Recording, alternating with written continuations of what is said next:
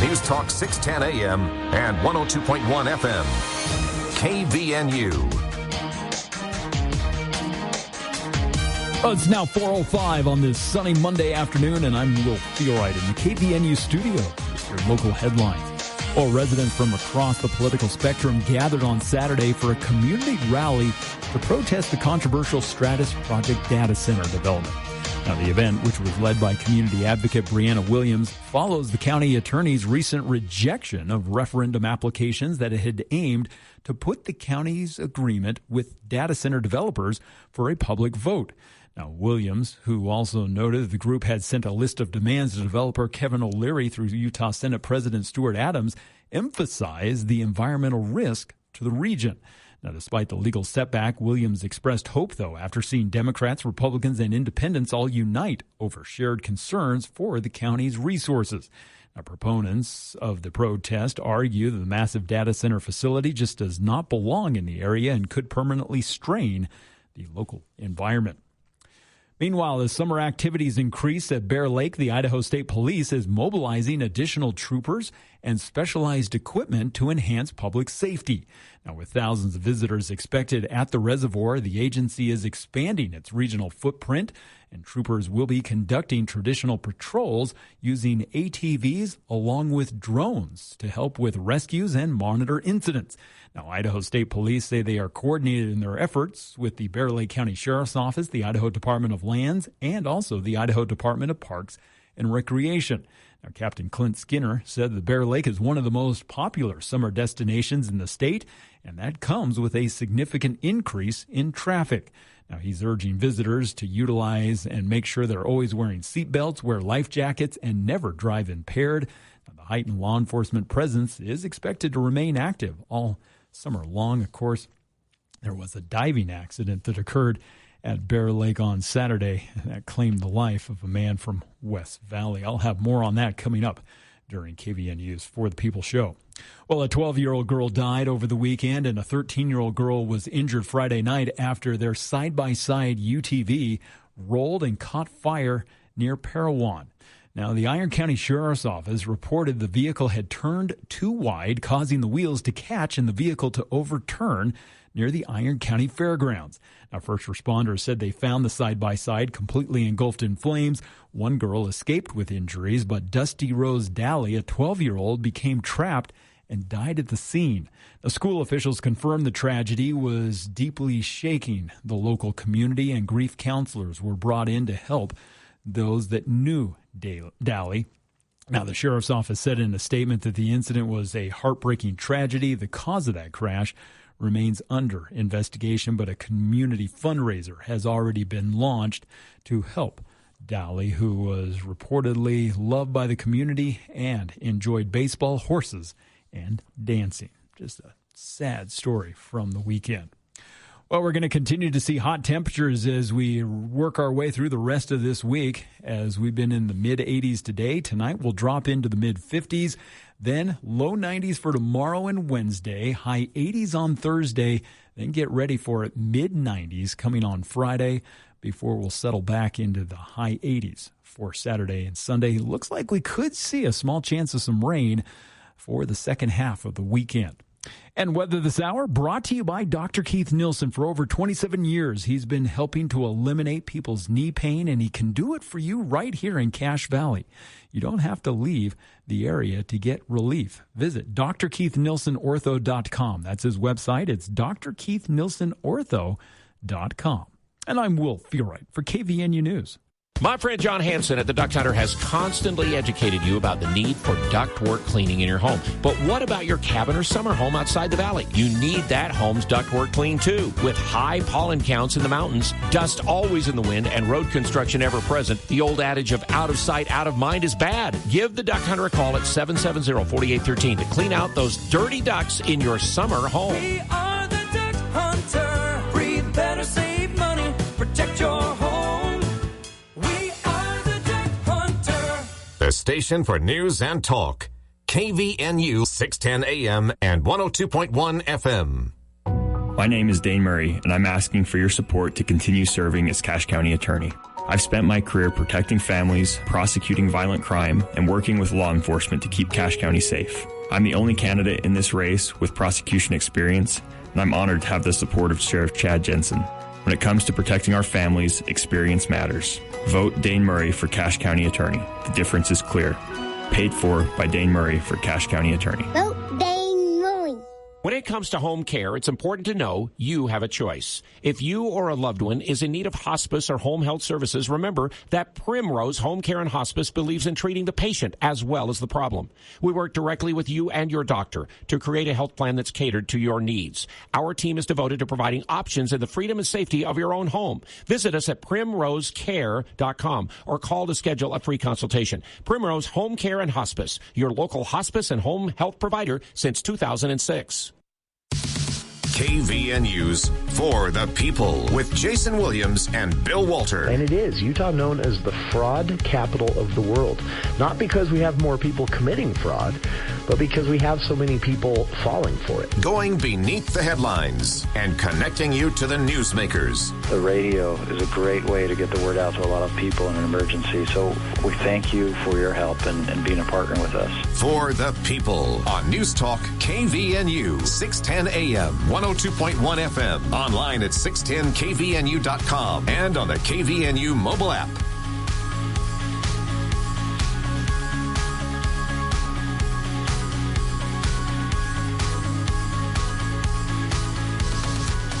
Welcome to KVNU's For the People.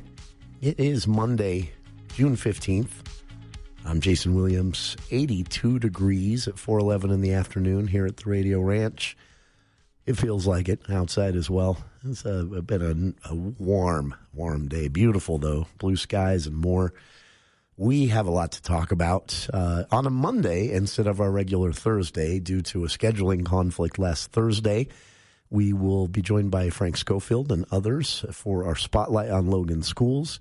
Again, we couldn't get to this on last Thursday's show. Frank had to go out of town for professional reasons, and so we're doing it today. That's coming up in hour 2.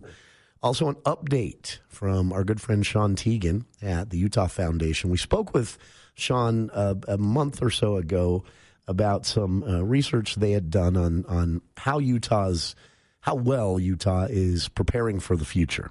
Are we, when it comes to what the legislature has done to try and juice the housing market and get prices down, when it comes to what the governor's Office of Economic Opportunity has done to try and attract businesses into the state, the Utah Foundation took a big look at all of this, housing and more, water. And when we spoke with them a month ago, they found that, there were some gaps. They've since had conversations with lawmakers, the governor's office, and more. And Sean will be with us latter part of this hour for that update. So the big news today, I'm sure they're probably talking about this over there on Full Court Press right now on 106.9 The Fan. But I'm going to talk about it, too, because it's interesting and it's become somewhat controversial. And today, Utah Attorney General and Derek Brown and Governor Spencer Cox waded right into it. In a joint letter that was sent today and made public today, Governor Spencer Cox and Attorney General Derek Brown wrote that putting Brendan Sorsby back on the field not only bends a rule, but places the integrity of every game he plays in question, and by extension, puts the integrity of the entire conference itself at risk. So for regular listeners of the show who haven't followed this and have no idea who Brendan Sorsby is, here's the backstory. Sorsby, he played at Indiana before transferring to Texas Tech, and he was caught over a 4-year period betting just under $100,000 on various sports events. The problem is many of those bets included about 40 wagers on games he was in. And some of the bets he made were betting that the opposing team would, quote, overachieve. So, you see where I'm going with this. There's some incentive there to underperform if you have $35,000 riding on the other team overachieving, right? at very least, this looks horrible. In the letter, Governor Cox and AG Derek Brown noted that if those bets were made in Utah, the conduct would fall under existing criminal law. State currently bans all form of gambling, not just by players on teams betting on their own teams or against their own teams. And the two in their letter included, the Utah approach to gambling, which is that gambling is corrosive. And they continue in the letter to say that gambling in this situation has actually corrupted confidence in fair competition. So now, what does it mean that Governor Cox and AG Derek Brown wrote this letter? It could in the end end up meaning a lot. It could also end up being completely ignored by the NCAA. The whole process on this, so the NCAA made a decision to make him permanently ineligible, and he challenged that. It was a court challenge to the NCAA. So again, NCAA, when all this came out, NCAA publicized a decision that made him permanently ineligible to play. And then he sued, he challenged the decision. And the Texas judge, I'm trying to find it here, the Texas judge in a preliminary injunction last week granted the senior quarterback, Sorsby, the preliminary injunction against the NCAA ruling, which means he won, basically, for the time being. The judge went with a preliminary injunction. This basically means the judge knows this is going to go to a higher court. So he or she's not going to spend any more time on it. Feel there is justification for a temporary injunction against the NCAA's original decision, but know that this is going to be challenged by the NCAA. This will end up in a higher court, and we'll just move that along more quickly. In the Cox and Brown in the letter said, Sorsby's court challenge demonstrates an unwillingness to take accountability for his actions, and Texas Tech's support of that court challenge suggests that Texas Tech does not fully understand the seriousness of Sorsby's misconduct. They also, in the letter today, Cox and Brown note that the injunction that Sorsby won with this judge runs against only the NCAA, not the Big 12. So the letter is addressed to the Big 12. Cox and Brown are arguing that the Big 12 is not bound by the judge's preliminary injunction against the NCAA in that ruling last week. And they urge the Big 12 in the letter sent today to enforce bylaws, impose sanctions on both Sorsby and Texas Tech. Now, also today, the Big 12 filed their own federal lawsuit. This is in North District of Texas, and they're seeking basically a full-on declaratory judgment. They want injunctive relief, and they want the Big 12 they want the league to basically clarify it has the authority to use its own bylaws to punish behavior like Sorsby's. So the Big 12 is for all intents and purposes, agreeing with Governor Cox and AG Derek Brown in their lawsuit filed today. So the Big 12, in their lawsuit, said the Big 12 and its member institutions have no interest in being required to endorse or even appearing to endorse unethical and indeed unlawful conduct that strikes at the heart of athletic integrity. This was, by the way, almost a 50-page complaint. And in the letter today from the governor and Utah's AG, they supported the Big 12's, again, nearly 50-page complaint.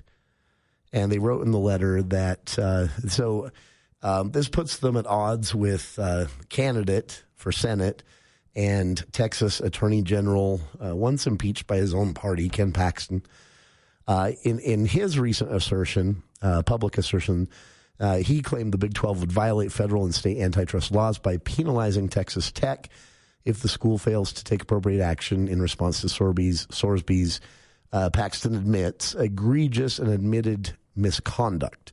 So he's saying everyone agrees this was horrible.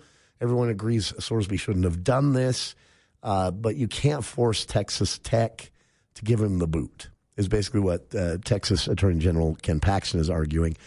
So this is Governor Cox and Attorney General Derek Brown disagreeing with Texas Attorney General Ken Paxton, saying, the Big 12 should fight this.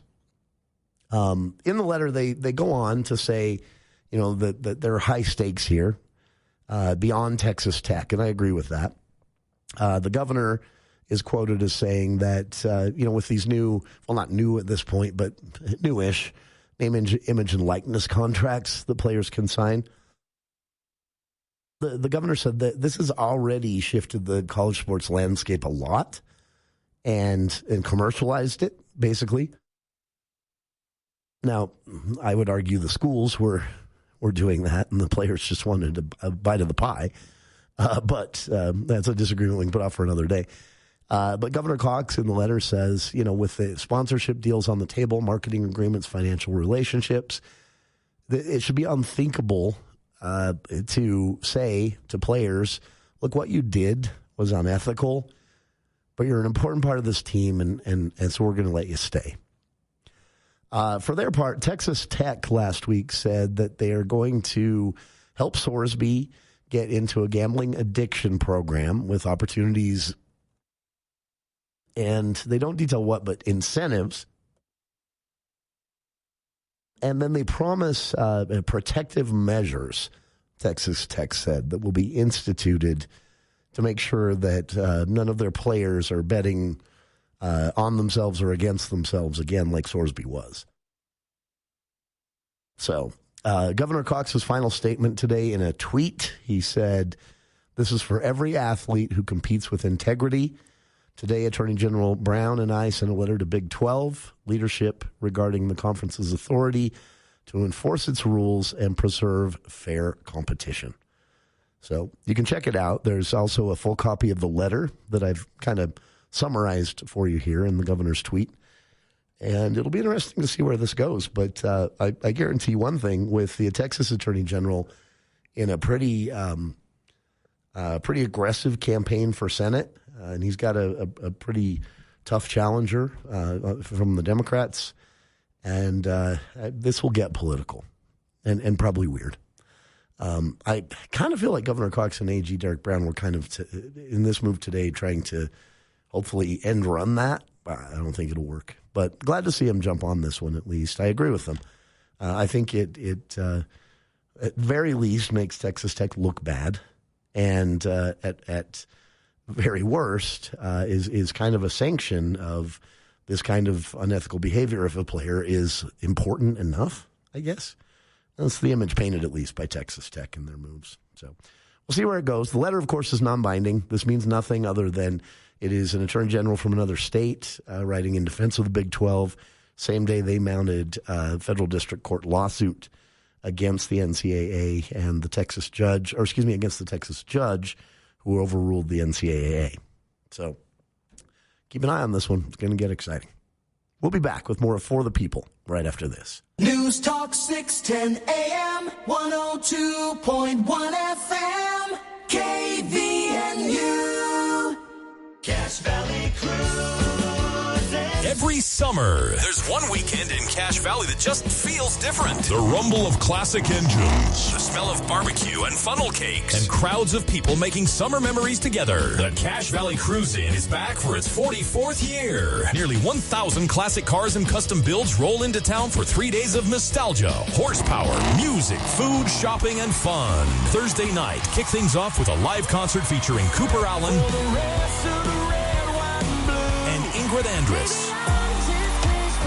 Buy tickets now at the Cache Valley Cruise In website. Check out the massive Rat Fiend collection. Enjoy fun food, discover unique vendors and gifts, and don't miss the legendary parade cruising down Logan's Main Street. And one lucky attendee is driving home in a stunning 1965 Shelby Cobra replica. Every ticket purchase for the Cruise In automatically enters you to win the car. The Cache Valley Cruise In, July 2nd, 3rd, and 4th. Get tickets and details at the Cache Valley Cruise In website.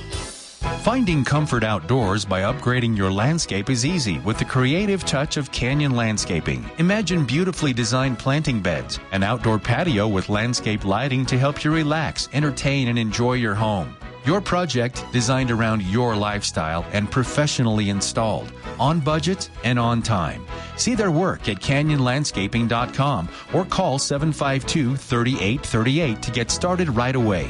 Canyon Landscaping. Look for the leaf.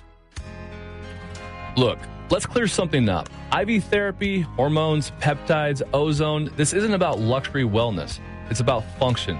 This is Dr. Josh Red with Red River Health and Wellness, and we're expanding our services to include these advanced therapies that support how your body actually works. Low energy, inflammation, hormones, recovery, immune health.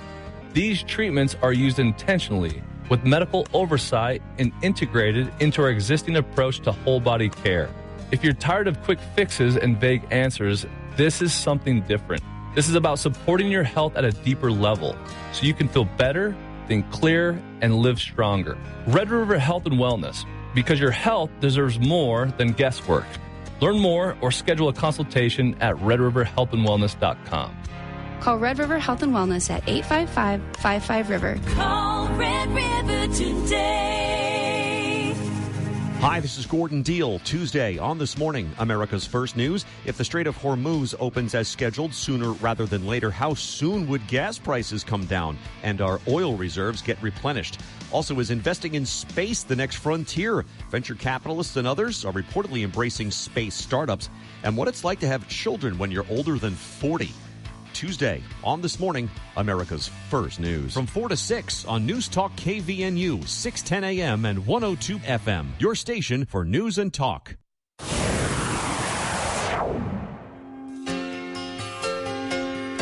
Welcome back to KVNU's For the People. A reminder, coming up later on in the show, not our usual time. Frank Schofield usually joins us on Thursdays once a month for the People Spotlight on Logan Schools. We had to postpone that last Thursday, and we had a chance to sit down with Frank today instead. That's coming up at the start of hour 2 of today's show. And we're going to be talking about what happens in the districts as school starts to wind down, as they start planning for their summer work. And as they start heading into the new school year, there's a lot on Logan School's plate, to say the least. So also coming up later on this hour, Sean Tiegen of the Utah Foundation joining us for an update. He promised when we spoke with him about a month ago that he would come back with an update.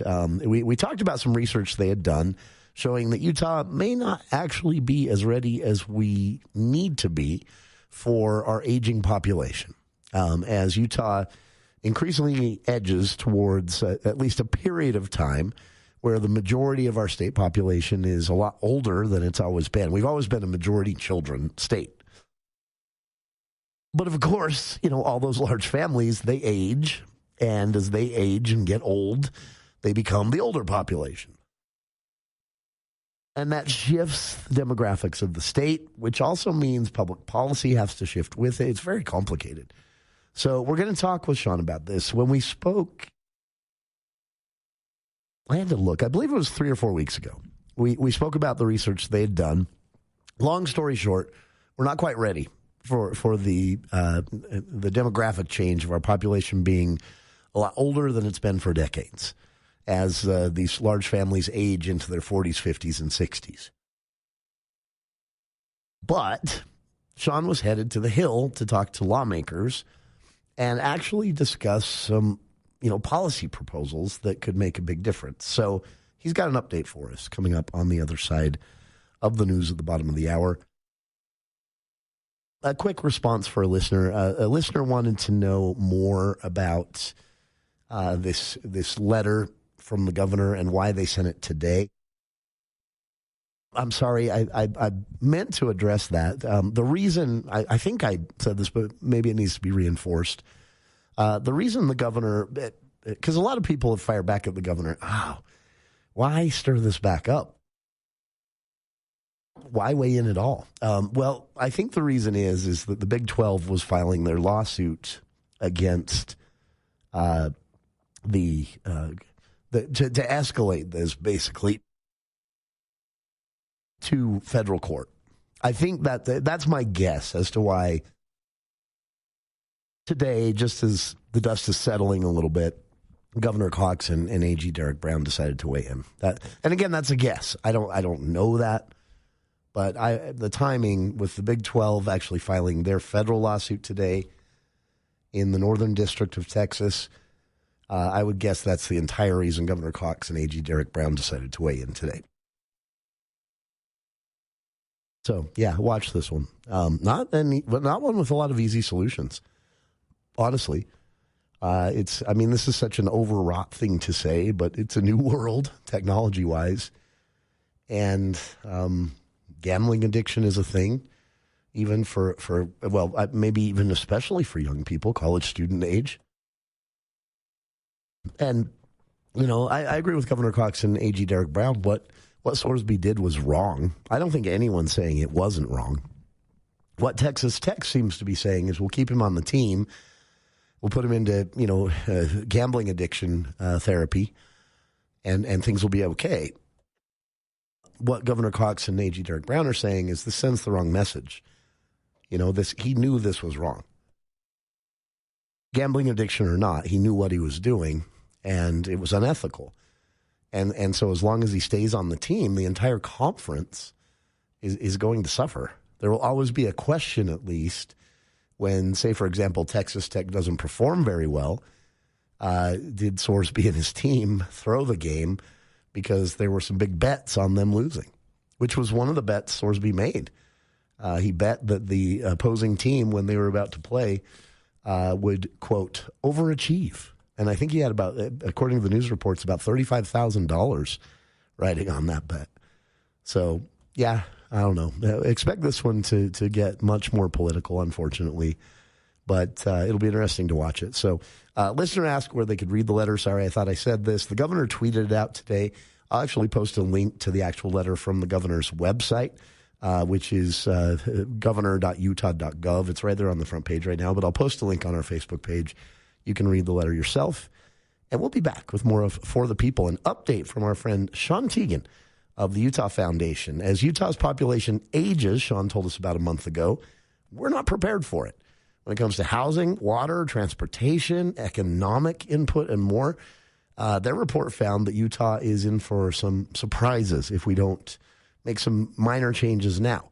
When we spoke, he was actually headed to the Hill to meet with lawmakers during an interim meeting. And it went well, apparently. So, Sean with an update right after these headlines with KVNU's Will Feel Right.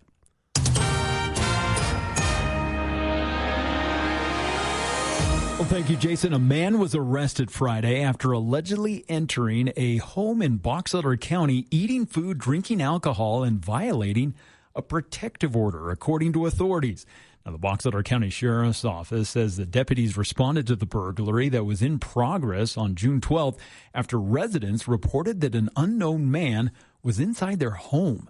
Now, the suspect, identified later as Robert Dudley, had allegedly stayed inside for over an hour, drinking alcohol, eating food, and at one point pulled a blanket off of a sleeping 8-year-old child before the victims confronted him and he fled. Now, deputies later located Dudley in a nearby backyard, a location where he was prohibited by an active protective order. Now, investigators also noted approximately $400 in damage had been done to the backyard fence. Dudley was booked on suspicion of burglary of a dwelling, property damage, and 2 counts of violating a protective order. Now, court records show that he was previously convicted of violating a protective order 3 years ago. Meanwhile, a 65-year-old Pocatello man died over the weekend after crashing his motorcycle into the lava rocks near Craters of the Moon National Monument. Now, the Idaho State Police reported the crash occurred Saturday just before noon along Highway 93 in Butte County. Now, the man was riding a Harley-Davidson motorcycle southbound when he lost control of the bike, veered off the roadway, and crashed into the rocky landscape. Now, despite wearing a helmet at the time of the crash, the driver succumbed to his injuries and was pronounced dead at the scene. Now, the cause of that crash remains under investigation. And finally, a South Salt Lake woman is facing child kidnapping and obstruction of justice charges following that Amber Alert that was issued Friday afternoon. Marie Erica Lynn Marsh was booked into the Salt Lake County Jail after South Salt Lake police responded to an apartment complex along West Temple Street. Now, a mother had reported her 9-year-old son had been taken the previous night by Marsh without permission. Now, according to court documents, Marsh initially gave conflicting stories to police, claiming first that she had left the child at a park and then later claimed that she had left him with a state caseworker. Now, investigators learned that Marsh had used her own children to contact the boy and convince him to leave. Now, the Amber Alert Friday afternoon was issued after police had failed to locate the child at the park. Now, Marsh subsequently contacted authorities and disclosed their exact location, and the boy was found safe and later reunited with his family. Well, it's been a beautiful afternoon as we've enjoyed more sunshine again today with temperatures staying right in the mid-80s. Now, tonight, we'll see overnight temps dropping into the mid-50s. Clear skies continuing this evening and into tomorrow. And it looks like we're going to remain sunny and hot through this week as we'll be into the low 90s for tomorrow and Wednesday. Thursday, a little relief as we'll get back into the high 80s, but then mid-90s coming on Friday. A little cooler weather, though, expected for the weekend. And congratulations to Officer Bennett of the Smithfield Police Department, a longtime police officer and deputy, and our latest Above and Beyond Salute winner. A listener had nominated Officer Bennett, telling us how he is a great officer and cares about the Smithfield community and the people he serves. And so we team up with Firehouse Subs to recognize heroes, and we gave him a $40 gift card to Firehouse Subs. You can nominate somebody by going to our website, kvnutalk.com. I'll have another check of local news coming up at 5:05, and more of KVNU's For the People show with Jason Williams is coming up on the way here on KVNU. ABC News, I'm Michelle Franzen. World leaders are gathering in the French Alps for this week's G7 summit. Earlier, President Trump, who's there, outlined a few details of the memo of understanding between the U.S. and Iran, saying it will likely be formally finalized Friday. California's Governor Gavin Newsom, in a video post on X, says the Justice Department has launched an investigation into him and his wife. ABC's Alex Mallon has more on the possible probe. This investigation is looking into Gavin Newsom's wife's taxes. It's really unclear whether prosecutors have amassed any evidence that would suggest that they are going to seek an indictment against Gavin Newsom or his wife. They've been trying to speak and subpoena people close to him, close to his wife, to dredge up, in his words, information that would lead them to potentially seek charges. And he is framing this as a campaign of retribution by President Trump. World Cup matches in full swing in Mexico, Canada, and the U.S. tonight. Iran plays New Zealand at SoFi Stadium in Los Angeles. This is ABC News. Did you know you can cut your Rocky Mountain power bill by 40 to 50% without a single solar panel? With the new time of use rates, power is 4.5 times more expensive in the evening, but cheap during the day. At Greenbox Solar, we install smart home batteries that charge up when electricity is cheap, then power your home during peak hours. Solar is totally optional and can be added in the future, but savings are guaranteed. Drop by Greenbox Solar's showroom in South Logan to see the hardware for yourself. Visit our website at poweredbygreenbox.com. Bringing Wall Street to Main Street. From your local experts in downtown Logan, this is the Adams Wealth Advisors Market Report. Good afternoon. This is Mitch Green with Adams Wealth Advisors. Stocks enjoyed tremendous gains on Monday as geopolitical risks de-escalated significantly following the back-and-forth exchanges between the U.S. and Iran over the past few days. The U.S. and Iran have confirmed that an initial framework agreement to end the conflict and reopen the Strait of Hormuz has been signed. Global investors were relieved by the development and rotated into risk assets. AI and AI-adjacent stocks soared, while other stocks posted only moderate gains. The Dow Jones Industrial Average, an index with relatively limited exposure to AI, rose 469 points to 51,671. The Nasdaq advanced 3.07% to 26,684 because of its heavy exposure to AI. The S&P 500, commonly seen as a more balanced index, ended the day 1.65% higher at 7,554. Defensive sectors experienced minor capital outflows as investors rotated into riskier assets. The energy sector ended the day significantly lower as expectations for future oil prices shifted downward. The bond market, however, did not react to the news in the same way. The U.S. 5-year Treasury yield declined by 2 basis points, and the 10-year yield declined by a mere 1 basis point. The Fed futures market is still pricing in a possible rate hike by December of this year. Nevertheless, gold prices have recovered to above the $4,300 mark. Today's economic data did not show significant divergence from expectations, although most metrics fell short of forecasts. Industrial production barely increased, and industrial capacity utilization was exactly as expected in May. Home builders have become more pessimistic as mortgage rates remain elevated and material costs stay high. Additional real estate-related data will be released to help gauge the near-term supply of housing soon. Adams Wealth Advisors will continue to bring you with future updates. Thank you. That's your update from Adams Wealth Advisors, guiding your financial future one day at a time. For personalized help planning yours, reach out to us at 435-752-1702. See you soon, Cache Valley. Advisory services offered through Adams Wealth Management, a registered investment advisor. For important disclosures and more information, visit adamswealthadvisors.com.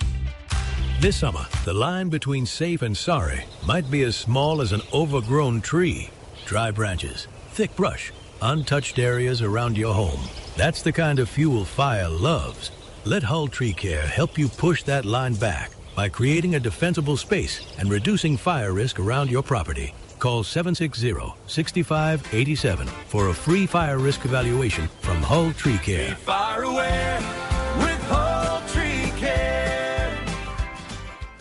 Experience Broadway-caliber productions, stunning voices, and the magic of live theater, all in historic downtown Logan. Utah Festival Opera and Musical Theater is back. Celebrate America 250 with the patriotic and passionate Tony Award-winning 1776. Laugh out loud at Gilbert and Sullivan's Pirates of Penzance and at the courtroom combo Scalia, Ginsburg, and Trial by Jury. Plus the moving romance The Last 5 Years. Utah teachers and students get free tickets. UtahFestival.org. Happy Father's Day from the entire staff at Logan River Golf Course. It's time once again for our annual Punch Pass and men's shirt sale. Buy any 10 or 20 Punch Pass and receive a voucher for 9 holes of golf at Logan River. Buy any men's shirt, excluding sale shirts, and redeem the voucher for 9 holes of golf. Come down to Logan River and check out all the great gifts, items for Dad. Logan River Golf Course. Play well, play fair, play fast. Tuesday edition, Clay and Buck will break down the absolute latest in the ongoing negotiations surrounding Iran. Now that there's been a deal signed, is there going to be a drop in oil and gas prices, and what will the Strait of Hormuz traffic look like? All that, you won't want to miss it. Make sure you come hang with us on the Tuesday edition of Clay and Buck. 10 to 1 on News Talk KVNU, 102 FM and 610 AM.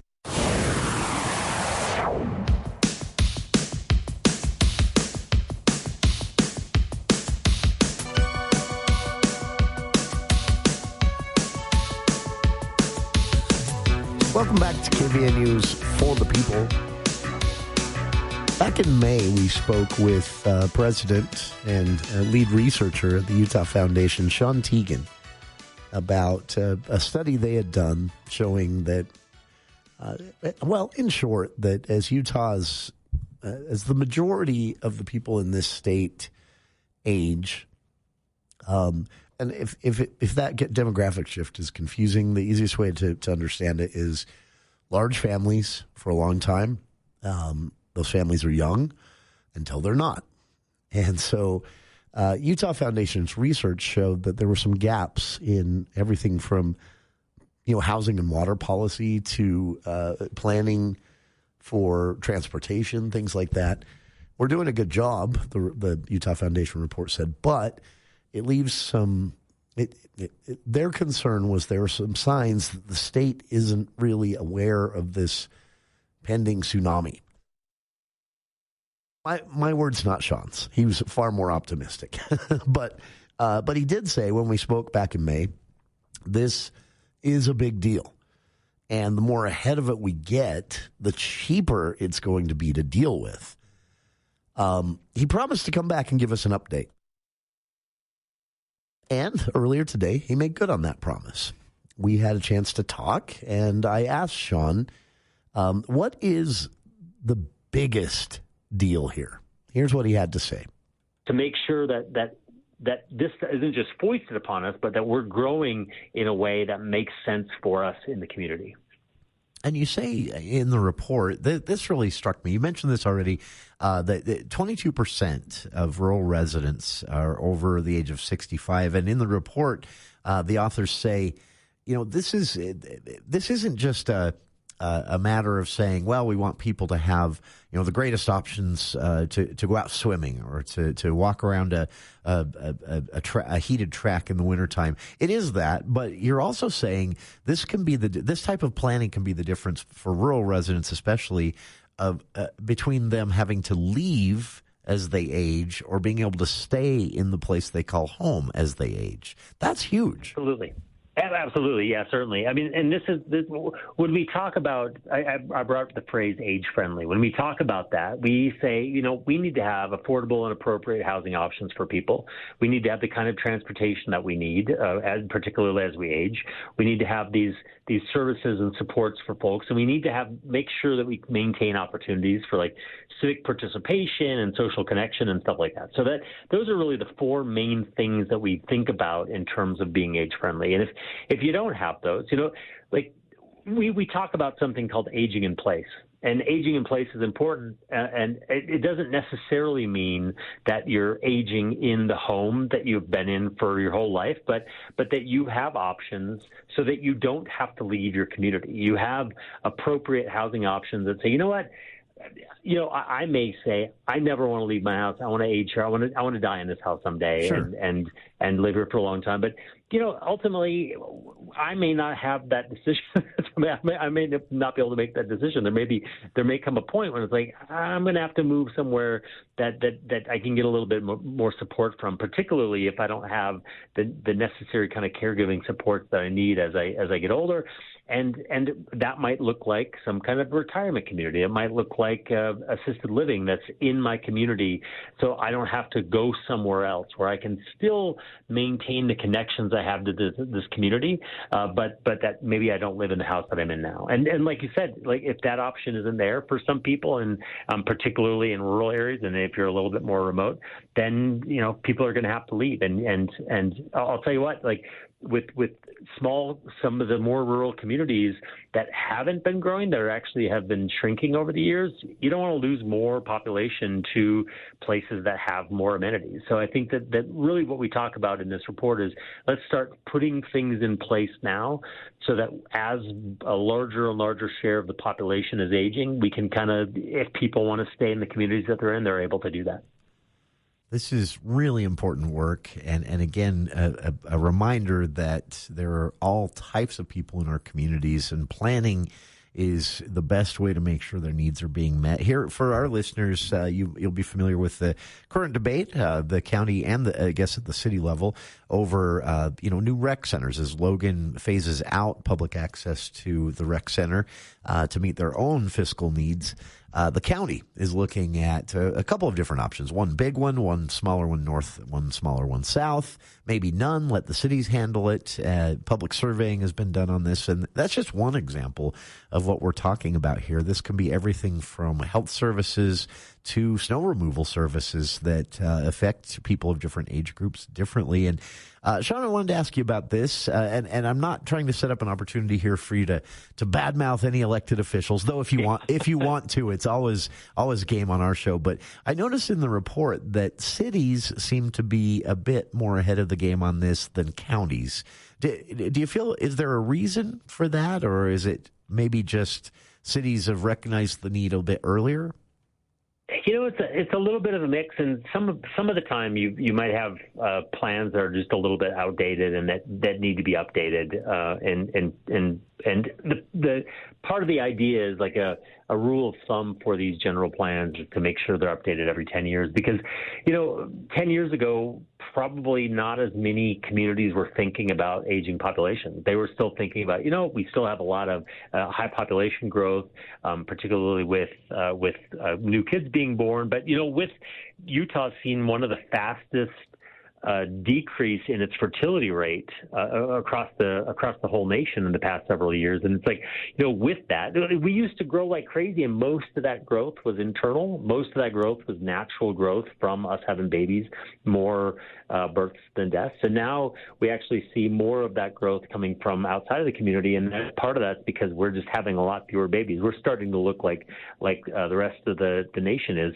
So I think that it's not necessarily that certain places, certain counties, and certain cities, maybe they're not doing it right. And one thing about these general plans is that not everything a city is doing is in this plan, but sure. it does make it look like the plan puts it in here. It's intentional. Let's do this thing. Let's like you said, create these rec centers. And one of the things that we talk about in this project, in this report, and this is the first report in a series of these preparing for Utah's aging population reports, is that really there are some great things that communities can do, but we should be making sure that we're getting feedback from all of our community members. We got to make sure that when we're doing something like a community rec center, and we want to make sure that we're getting older Utahns into that rec center to really meld and blend with the younger populations, or however that's going to be developed, that we're reaching out to older people. And the features that support older adults in terms of accessibility and mobility and social infrastructure and all that kind of stuff, that overlaps with the needs of younger residents. That overlaps with the needs of families. That overlaps with so many people. So if you can make a community that's great and intentional for older folks in the community, you're going to be benefiting the entire population. Sure. This is a fascinating thing and something that the Utah Foundation specializes in. Sean, when people ask me about the Utah Foundation, as we've had a chance to speak with y'all over the years multiple times, I always tell them they're doing the research that a lot of people don't realize needs to be done until their report is published. And I hear that from lawmakers all the time too. Oh, I saw this Utah Foundation report, and that wasn't even on my radar yet. This is such an important part of the planning as populations, again, striking statistic, 22% of people in rural areas in Utah are over the age of 65. That is a large part of many communities, and planning always cheaper than playing catch up, right? Absolutely. It's always cheaper than playing catch up. And I'll tell you what, that 22% is going to be the whole state in the coming years. I mean, and you're going to see that those rural communities are older and older, and even the communities like Cache County and Davis County and Utah County and Salt Lake County, they're going to be catching up over the next 20 or so years. Absolutely. Sean, a pleasure to have you join us today, and I look forward to the second part of this. For listeners, the second part of this group of research will be building on what we've talked about here today and getting to, actually recommending certain things that communities can do to prepare for all of this. So the snapshot in this report showing that there is a need and that we're not in trouble, but some better planning might be in order to plan for this aging population. Part 2 coming soon, we'll actually get into specifics. And Sean, hopefully we'll have an opportunity to speak about that as well. But appreciate taking some time for KVNU today, and even more so appreciate that you and your team at the Utah Foundation are out there doing this work. I really appreciate it, and thanks for letting us on the show. And we'd love to chat more about this, and keep an eye out for us in your communities when we look to educate folks on this very topic in the future. Utah Foundation, Sean said today, will actually be doing some touring of sorts through the summer and into the fall, and they have a couple of events planned here. One on campus in the fall, one at, I believe, the Logan Library in July. So if you'd like to know more, the Utah Foundation, for those not familiar, longtime friends of the show. We've had him, Sean and his team have joined us many times over the last 20 years. What they do, they're a nonprofit organization that is in the business of just doing research that might be helpful to the legislature, to cities, to counties, councils and mayors, and everything in between. And it's fascinating stuff. But what makes the Utah Foundation so important is that no one else is doing this kind of research. And lawmakers, I've heard lawmakers gripe about that often, that it's difficult for them sometimes to find research on, demographic shifts in different parts of Utah and what the timing trends are and how that affects even transportation and water planning.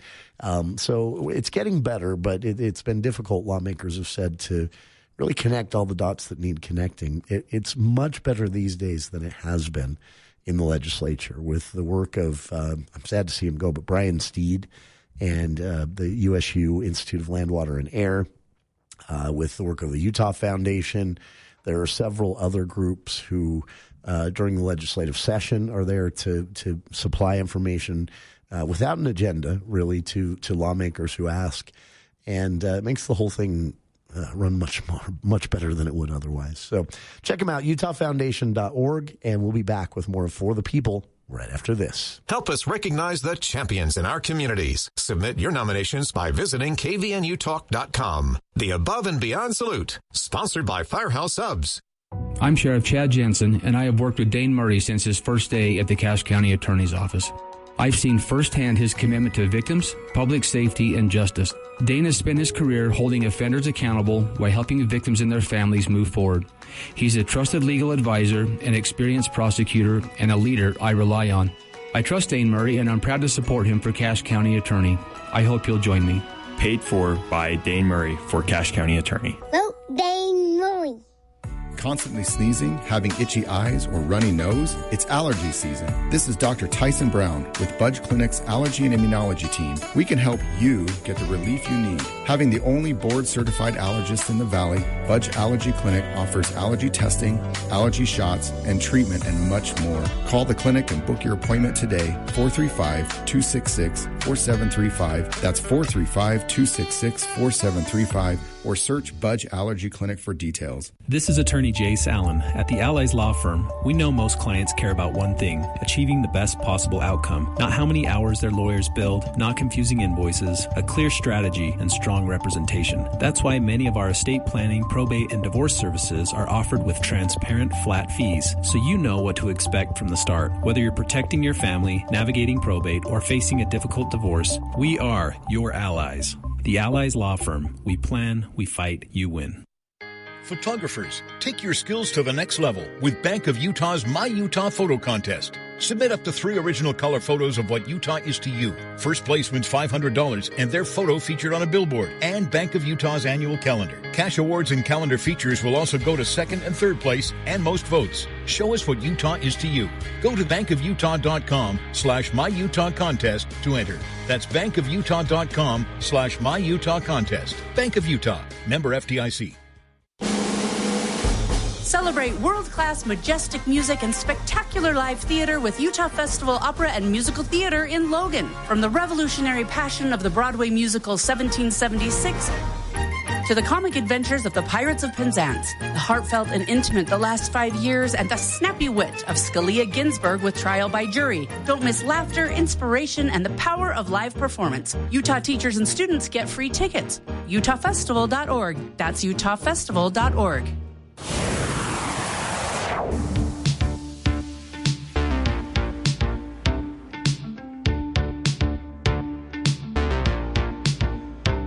Thanks again to Sean Tiegen of the Utah Foundation for a little update.